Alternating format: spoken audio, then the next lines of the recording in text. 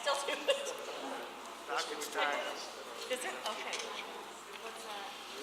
David? I'd like to bring the meeting to order and ask that roll be called, please. Feldman, Aye. Henry, Holzhauser, here. Housingay, here. Humboldt, Here. Wagenbach, Here. Wisdom. Here. I'd like to ask everyone to please stand for the Pledge of Allegiance. I pledge allegiance to the Flag of the United States of America and to the republic for which it stands, one nation, under God, indivisible, with liberty and justice for all. Thank you. The board will now move on to the public participation portion of the meeting. Is there anyone who wishes to address the board? If so, please raise your hand. Thank you. Before addressing the board, I'd like to remind you of our process. Per Board Policy 2:230, we ask that when addressing the board, please identify yourself and be brief. Comments shall be limited to 5 minutes. The speaker is asked to please conduct oneself with respect and civility towards others. Individuals less than 18 years of age are permitted to address the board if accompanied by his or her parent or guardian. The board typically does not engage in two-way conversations during the public participation portion of the meeting. Any follow-up response will be addressed by the administration at a later date if necessary. To be respectful of others and to protect confidentiality, complaints against individual students, staff members, or board members, either named or unnamed, shall not be orally presented to the Board of Education. Such complaints should be put in writing, signed by the person or persons making the charges, and delivered to the Board of Education Secretary. At this time, I would like to ask if you wish to come address the board, please come forward and sign the public participation sheet. Then each speaker may come to the podium and begin by speaking into the microphone, stating their name and the topic they will be addressing. Thank you. Who'd like to go first? Sarah. Mrs. Solero, would you make sure that mic is on? You're good. Thank you. Good evening. My name is Sarah Solorio. I'm here speaking as the co-president of the Dunlap Education Association. In just a few short minutes, some of you will be taking an oath that swears you in as a school board member. The same oath that everyone sitting on the board has taken. Words in this oath include that you will foster with the board extensive participation of the community, formulate goals, define outcomes, and set the course for the Dunlap School District. In my eyes, this means that decisions that wipe out an entire program would be discussed at the table, questions would be asked, and the community would be involved or at least aware of this process. Other words in this oath state that you will accept responsibility for your role in the equitable and quality education of every student in the school district. To me, this means every student, from pre-K to pathways, from our highest achieving students to our students with the highest needs. All of them, every single one. Not just be focused on your seemingly personal agenda, the same agenda that encouraged you to join the board. Please remember that your personal agenda impacts well over 4,000 other students.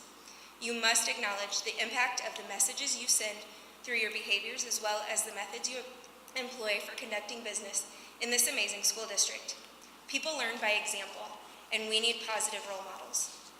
Next, in your words, you will promise to work together with the district superintendent to lead the school district towards fulfilling the vision the board has created, fostering excellence for every student in the areas of academic skills, knowledge, citizenship, and personal development.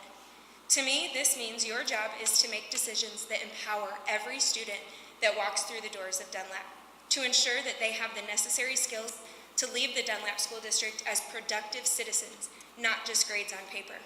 And lastly, you will take an oath that says you will abide by majority decisions of the board while retaining the right to seek changes in such decisions through ethical and constructive channels. To me, this means speaking up for what you believe is right, not just voting with the majority.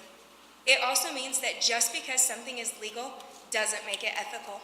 If we left the meeting last week cutting an entire elementary program, while seconds after approving $250,000 of non-essential summer projects. We were assured several times that you didn't want to cut programs and people, and you weren't going to do that this year. Then you cut it without a single discussion at the table. So it seems either conversations were had previous to the board meeting, or people were just blindly following emotion. This is all on top of confirming just minutes before the vote that we were going to end the year with a surplus.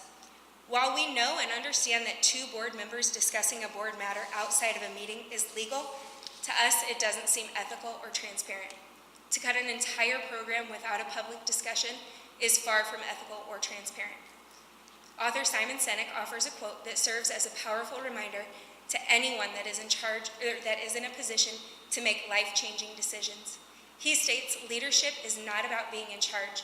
Leadership is about taking care of those in your charge." Thank you.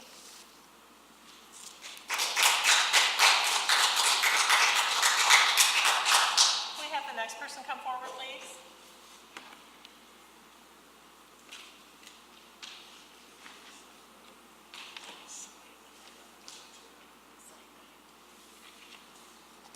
Hello, most of you know me. I'm Angie Connor. I am a tech teacher, or a previous tech teacher before this year in the district, and I'm here to talk about the technology cuts. So for 20 years, I've taught technology. Over those 20 years, we, the elementary technology team, have created our technology curriculum scope and sequence. We evaluate that curriculum every year and make changes to the curriculum to benefit our students and accommodate the changing technologies around us. During our technology time, students are taught Chromebook management, keyboarding, computer programming, robotics, research skills, MLA formatting, and digital citizenship. All of these lessons are aligned with the ISTE standards. In the summer of 2019, the board approved the purchase of $18,000 worth of STEM materials. This included Dash robots, Spheros, Ozobots, Osmo coding, iPads, and various coding board games. We were only able to use those materials for 1 year before we were forced into remote learning. I'm a little confused as to why we would make a sizable investment into our technology program just to dissolve it less than 2 years later. Before making a decision of this magnitude, I wish you would have come in and observed the technology classrooms, or at least taken the time to talk about it with us teachers. Okay, now it's getting blurry. All right. You would have seen how our program has evolved and how we are preparing Dunlap students for the computer science industry, which is the largest and fastest growing job field in the world. It seems as though you've made an uneducated decision to dissolve the technology program at the elementary level. When you decided not to make cuts to programs, everyone assumed that meant all programs. Hearing your decision to keep technology teachers in the classroom was not only unexpected, it was shocking. Shocking because in this age of technology and our own one-to-one initiative, dissolving a well-established technology program was mind-boggling. I just can't understand why all of a sudden technology is being cut without even a discussion.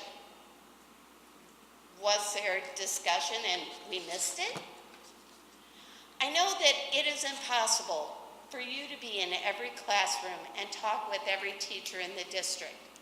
However, when you are making a decision of this magnitude, I do respectfully ask that you do take the time to talk with those knowledgeable about the programs and ensure you the impact your decisions will have on our students and the scaffolded learning we take pride in throughout the district. Please take this opportunity to have an open discussion about this decision and consider reinstating the elementary tech program. I do have a folder for each of you, In it, I have included the ISB report, which was used to pass legislation to require computer science standards at the elementary level, and they must be implemented by the 22-23 school year. Also, the CSTA progression of computer science standards for K-12, in which we use to create our scaffolded elementary scope and sequence, and a list of elementary teacher testimonials about the effect that the lack of technology education has had on their students this school year. I would like to share a few of those testimonials with you now, but won't have time to share all 50 You of have 10 them. seconds, please. Pardon me? You have 10 seconds before your 5-minute time limit is up, Oh. please. All right, well then, I guess I'll just pass out this to you. That was a quick 5 minutes. That's it. All right. Thank you for listening, and I hope you reconsider. Thank you.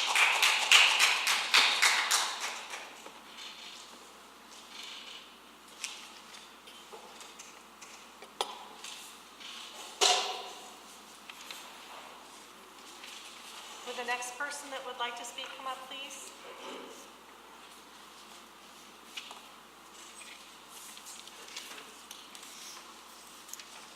Hi, everybody. My name is Sue Kreutz, and I teach at Wilder Wade. I'm going to segue just a bit from the whys of the need for technology for which Andy has provided quite a lot of evidence, but instead address the hows of the decision-making that's involved. And I wanted to circle back first to last August when the decision was made to go full-time, in person, as we headed into the many unknowns of teaching in a pandemic. And I have to admit, looking back, it was in most ways, I think, a good decision. Thankfully, we were able to operate in a somewhat new normal manner and capacity with few serious health complications. And personally, I'm thrilled that we've been in school this year. Being in class with my students every day has helped me to maintain some sense of sanity in this crazy year. The way the decision was made, however, delivered a message last August. I'm really not aware of anybody on the board who acknowledged to us what a difficult task we faced, or offered more time for the magic that was going to be needed to create a safe environment in our buildings. As far as I know, there were few to no ideas for how we might be able to make it work.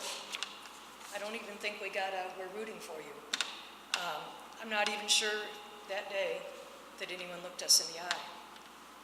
It did end up working, only because of the Herculean efforts by our building principals, other administrators, secretaries, support staff, and teachers. I am so proud of all of us who made it work. This has been a year where we educators have needed the most support ever, maybe in history, emotionally, resource-wise, time-wise, and more. Many teachers worked almost all of their waking hours, and I don't mean that as an exaggeration, to learn new platforms for teaching remote, to prepare materials to be picked up by families, to accommodate the revolving door of our quarantined students. Admin and other support staff also worked tirelessly to facilitate these and other needs throughout the year. And we're making it work. And as we look to our next year, our needs are even far greater, surprisingly maybe, than this year's. Remote students will be returning to a physical classroom for the first time in 16 plus months.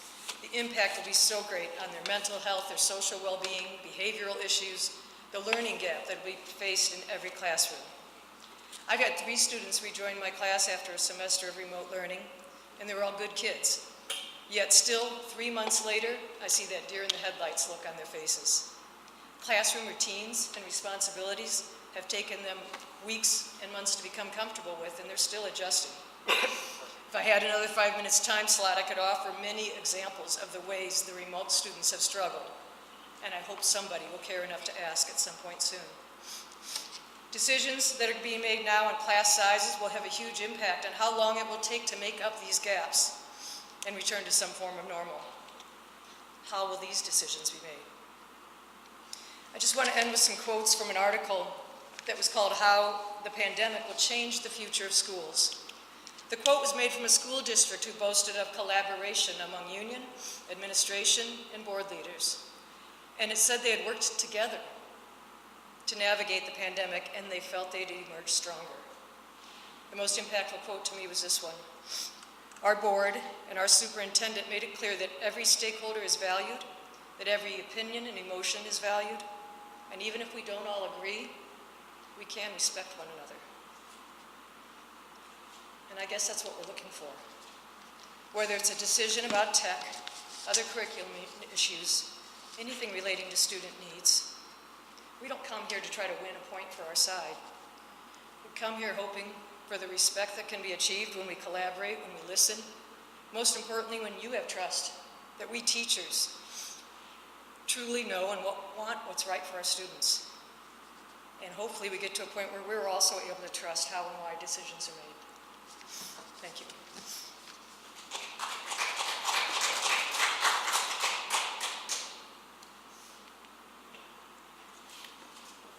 Is there anyone else who wishes to address the board? I'm sorry? Announce about the music. Yes, yes.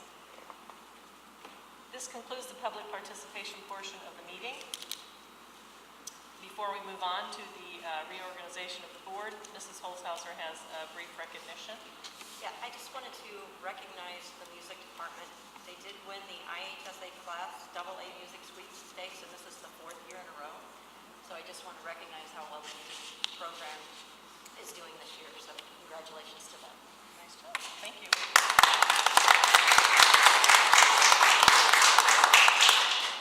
The board will now move on to the reorganization portion of the meeting. Official results of the April 6th board election are included in the packet. I'd like to announce that the newly elected, re-elected board members are Tom Feldman, Andrea Hausengay, and Abby Humbles. Congratulations to each of you. At this time, I'd like to ask the newly elected and re-elected members of the board to come forward to recite the oaths of office. Mr. Wagabaugh is going to take it from here. Ask them to come forward. Yes, I'm sorry. So will you stand up there? Whatever you'd like us to do. Stand up in front of the mic, Robin? Sure. That's it? All three of us? Yep. That's it. Let me make a tall shot. Ooh, I forgot my oath.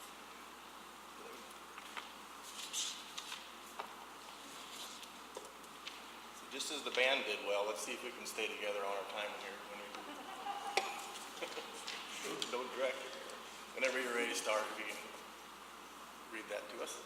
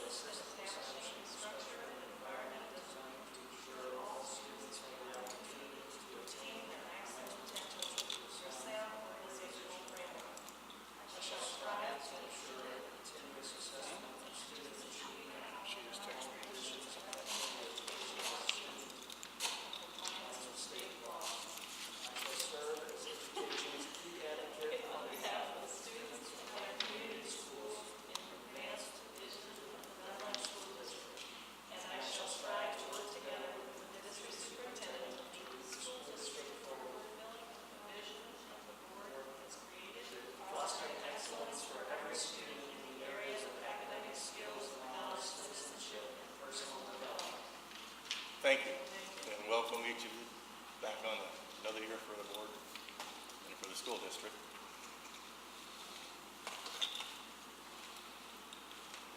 And maybe calling in. I Okay, have trouble that's getting the number. So, and so much that there's no further business to come before the board, I'd like to ask for a motion to adjourn, sign, die. I'll make a motion to adjourn, sign, die. Second. Second, first by Abby and second by Teresa. All in favor, say aye. Aye. Aye. Opposed? Motion carried. At this time, the newly elected board members are invited to take their seat at the table. I'd like to call the meeting to order and ask that roll call be made. Belvin? Aye. Olshauser? Aye. Hausengay? Aye. Humbles? Aye. Wagenbuck? Aye. Wisdom? I'd like to take a moment to inform the newly elected board members that you are required to comply with the Abused and Neglected Child Reporting Act as stated in Board Policy 220. Please see Miranda at the end of the meeting to sign the acknowledgement of mandated reporter status form for the district's records. Since there is currently no board president or secretary, we need to appoint a president pro tem and a secretary pro tem until the new officers are elected. I would like to suggest that I be appointed as president pro tem and Miranda Bowald as the secretary pro tem. Is there any discussion? Wait, Ann Get might Ann have in. something to Hit the say. green one. Hello. Hello, I just received the number. This is Ann Henry Dow. Thank you, Ann. That's okay. We're in the middle of Dr. Dearman acting as President Pro Tem. We're waiting for a motion, so thank you for calling. I will move to appoint Superintendent Scott Dearman as a President Pro Tem and Miranda Bowall as a Secretary Pro Tem for the special meeting of April 28, 2021. Is there a second? I'll second. Any discussion? All those in favor say aye. Aye. Opposed, same sign. Motion carries. Before we begin the nomination of officers, I'd like to go over the process. Anyone can make a nomination, including self-nominations. A second is not required. Once all nominations for an office are complete, a show of hands will be taken in the order in which nominations were received. A majority of those present is required for the motion to pass. As soon as the nominee receives the majority of the votes, that nominee will be declared as elected to that office. Once elected, the new board president will immediately preside over the meeting as the board proceeds to elect the vice president and secretary. Each office is for a 2-year term. Are there any questions before we open the floor to nominations? Nominations are now in order for the office of president to serve a 2-year term. Are there any nominations?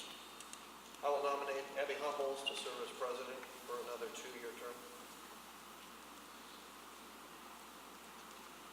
I'll second. We don't need a second. No. No. Are there any other nominations for the office of president? Hearing no other nominations, the nominations for the office of president are now closed. No additional nominations may be made without a majority vote. Those nominated for the office of president are Dr. Abby Humbles. Would the nominee like to make a statement? No, thank you. Thank you very much for your nomination. Are all those in favor of Dr. Abby Humbles serving as board president, please raise your hand. Thank you. Motion carried.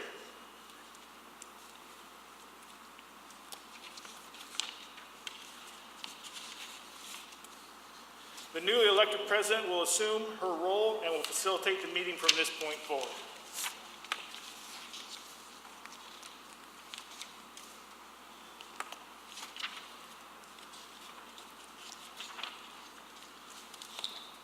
Nominations are now in order for the office of vice president to serve a 2-year term.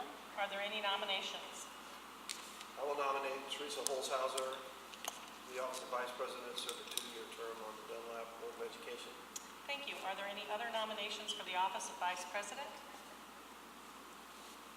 Hearing no other nominations, the nominations for the office of vice president are now closed. No additional nominations may be made without a majority vote.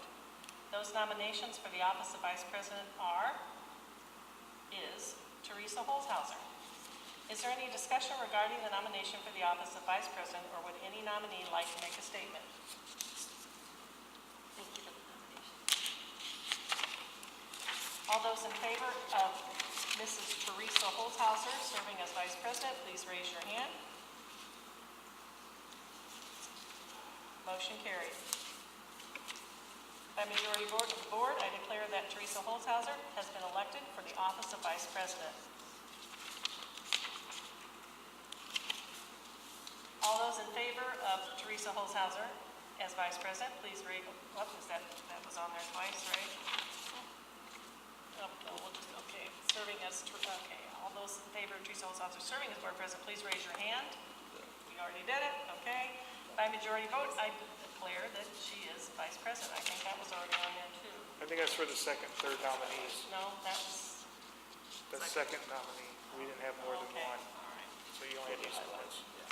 If the motion did not carry, okay, here we go.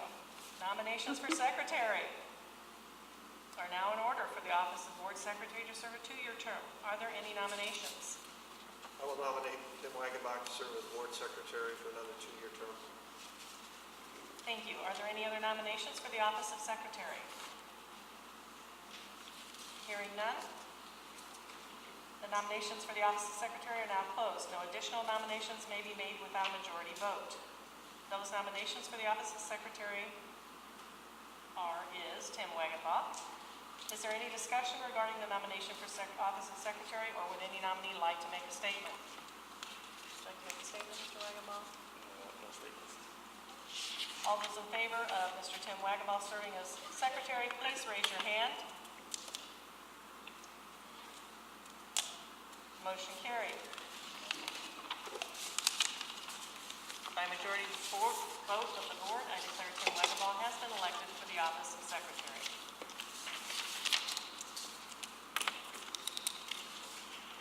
The schedule of the 2021-22 regular board meeting dates is included in the packet. The regular board meetings are held on the third Wednesday of each month. The one exception is the September meeting, which will be held on the fourth Wednesday due to the 30-day requirement for budgeting to be on, or for the budget to be on display. The regular meeting being at 6 p.m. in the town center at the Dunlap High School, unless otherwise noted. Are there any questions regarding the meeting dates? May I please have a motion to approve the meeting dates? I move to approve the regular board meeting dates for 2021-22 as presented. Thank you, Mrs. Holzhauser. May I have a second? Second. Thank you, Mrs. Henry. Any discussion? Roll call vote. Wisdom, Aye. Wagenbach, Aye. Humbles, Aye. Housingay, Henry, Henry? Aye. Holzhauser, Aye. Feldman. Aye. Very good. Motion carried. May I please have a motion to approve the human resource consent agenda? There was information in an email regarding that. If there are any questions, we can ask those. Seeing no questions, may I please have a motion to approve the human consent and resource consent agenda? I'll move to approve the human resources consent agenda as presented. May I have a second, please? Second. Thank you, Mrs. Holzhauser. Any discussion? Roll call vote. Housingay, Humbles, Aye. Wagenbach, Aye. Wisdom, Aye. Feldman, Aye. Henry, Aye. Holzhauser. Aye.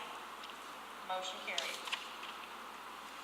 May I please have a motion to adjourn the meeting? No, I would like to make a I'm motion sorry, that go we ahead. go into closed session to discuss personnel matters. Okay, we'd like to amend the agenda, go into closed session. Can do so. I'd like to say something before we go to closed session. Well, I don't know if you need a second to do that, or you want to vote on the closed session, or you want me to say something first. Okay, Mr. Wagon, or Mr. We got a first and a second, so we need to finish up that vote, then you can make your statement. Mr. Wagenbaum made the second. Yes. All those in favor say aye. Aye. Those opposed say nay. Right, I just want to make sure that and I know we normally do this the week before the meeting, but I want to make sure that we do put the IT tech discussion on the agenda for next meeting to go back through some of the material we got and have a conversation about it. So I'm putting my request in early to make sure that everyone knows that it'll be on the agenda. Okay. May I please have a motion to adjourn to closed session? Oh, he already We did already that. did We can go then. So this concludes the open portion of the meeting. We will return after closed session.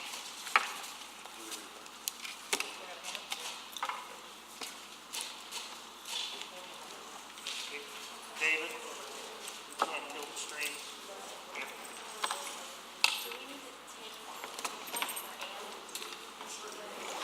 We need to call her in on cell phone. Hey, Ann, Yeah? we'll call you in on cell phone. So hang up and I'll call you back.